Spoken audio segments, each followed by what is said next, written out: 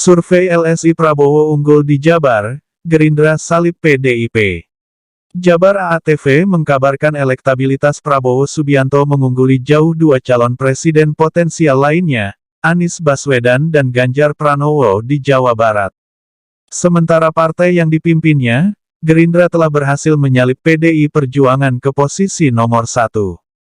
Demikian hasil survei terbaru Lingkaran Survei Indonesia, LSI, Denija yang disampaikan dalam rilis yang diterima media Kamis, tanggal 28 September tahun 2023.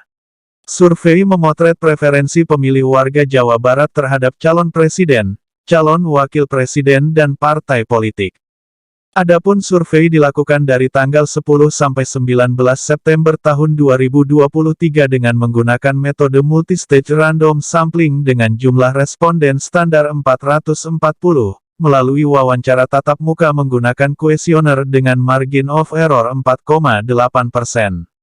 Menurut Direktur Eksekutif Citra Komunikasi LSI Denija, Toto Izul Fatah yang memaparkan temuan survei tersebut, Prabowo masih kokoh memimpin elektabilitas, baik dalam simulasi perorangan maupun pasangan.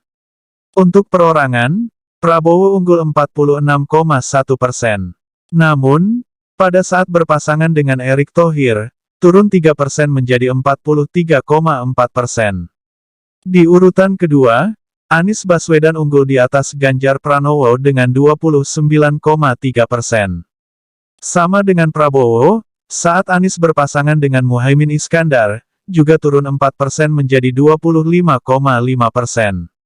Sementara Ganjar harus puas di posisi ketiga dengan elektabilitas 18,4%.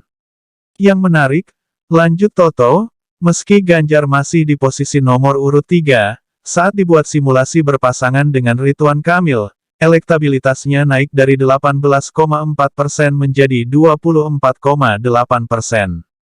Begitu juga saat Ganjar berpasangan dengan Sandiaga Uno, naik menjadi 20,0%.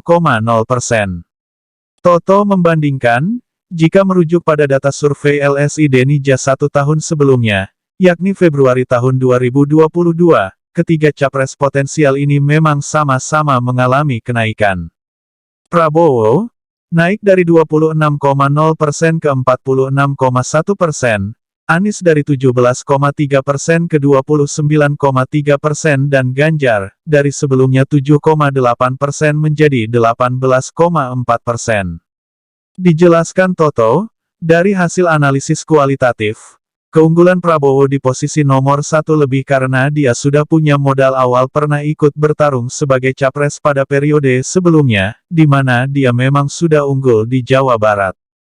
Kedua, karena mesin Partai Gerindra juga sudah relatif bergerak. Ditambah lagi, lanjut Toto, ada pergerakan Deddy Mulyadi yang cukup masif dan all-out mengampanyekan Prabowo dengan serangkaian event budayanya di sejumlah titik di Jawa Barat. Yang pasti, Deddy juga membawa gerbong pemilih dari yang sebelumnya Golkar sekarang mendukung Prabowo yang mendukungnya saat dia sekarang hijrah ke Gerindra.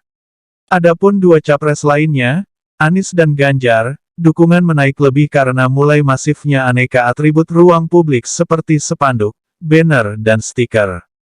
Termasuk, sejalan dengan makin luasnya pengetahuan publik di Jabar terhadap nama-nama para capres. Terutama, lewat aneka platform sosmed.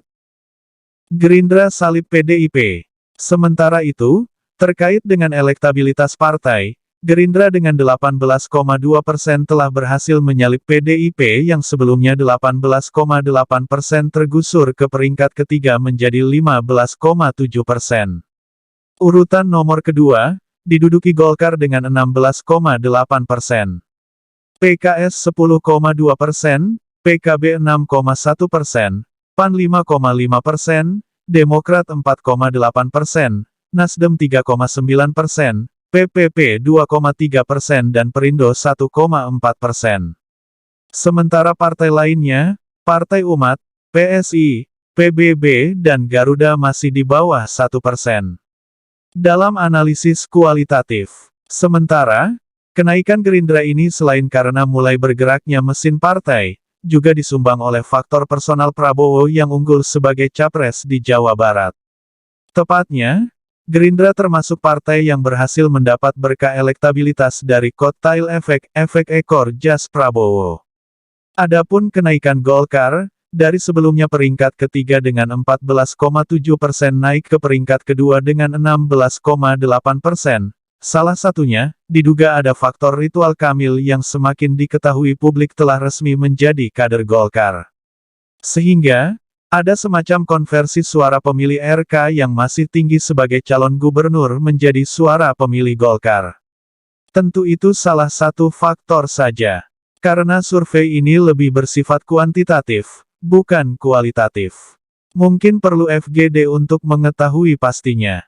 Yang jelas, faktor penyebabnya tidak tunggal. Apalagi, dalam 3-4 bulan ke depan peta politik masih sangat dinamis, ungkapnya. AATV Indramayu melaporkan. AATV Indramayu melaporkan.